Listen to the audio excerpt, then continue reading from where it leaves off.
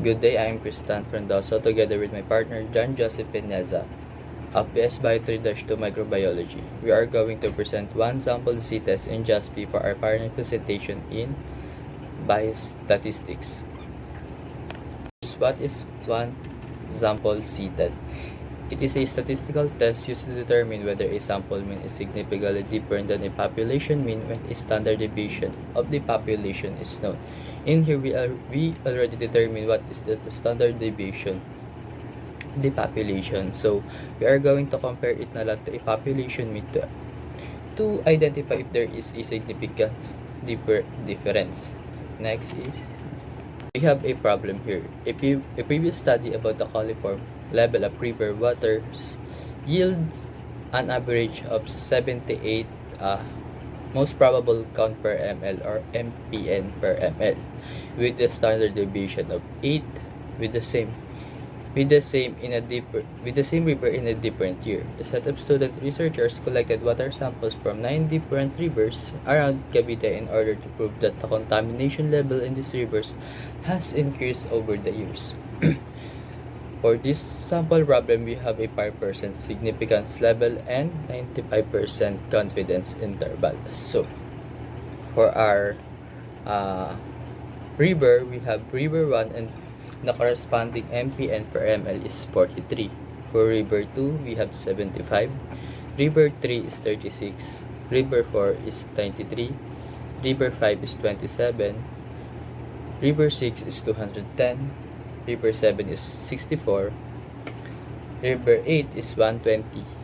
And River 9 is 93 MPN per ml. So, after natin ma-determine yung problem and ma-establish yung sample given natin, we are going to proceed to our hypothesis. So, for our hypothesis, we are going to use sample mean with the unit mu and then population mean with the unit mu 0. First hypothesis natin ay ang null hypothesis which is null hypothesis is equal to mu is equal to 78. For our alternative hypothesis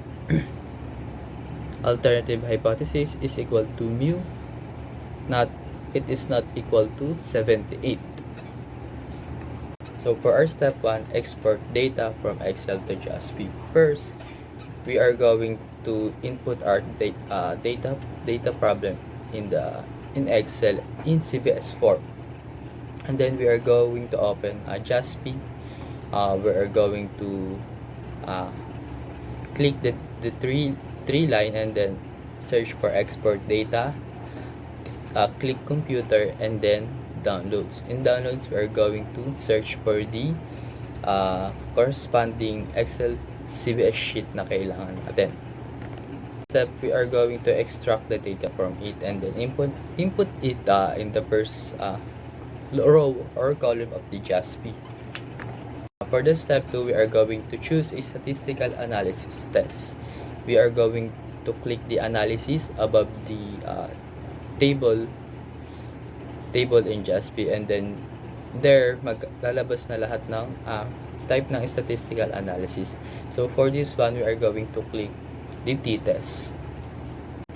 Next, mapupunta tayo sa isang window na maraming components. So ang una natin gagawin ay i-click natin yung white table sa left, yung MPN, and then i-move natin siya sa right white table sa right. So, pipindutin natin yung MPN and then i-move natin siya.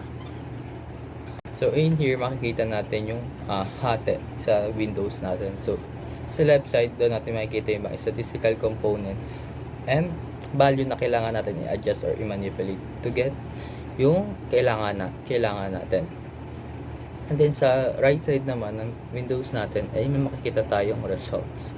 So in here makikita natin yung mga kailangan nating result tulad ng one sample t-test result, assumption checks, and descriptive table and descriptive graph. So for the manipulation and results of the one sample t-test, my partner John Joseph will be presenting it to you. Now let's move on with the step 4. After we finish filling up the needed data, setting our target data variable, and the further information needed, we can see the result of our test. We can see the value of z, which is 2.458 with the p-value of 0.014, meaning we will reject the null hypothesis and accept the alternative hypothesis since it is less than 0.05. Also, we can compute and see the mean difference. For the next slide, this is for the additional statistics. By checking the boxes na you need under this category, you will be able to compute for the location estimate, which will be able to check for critical values.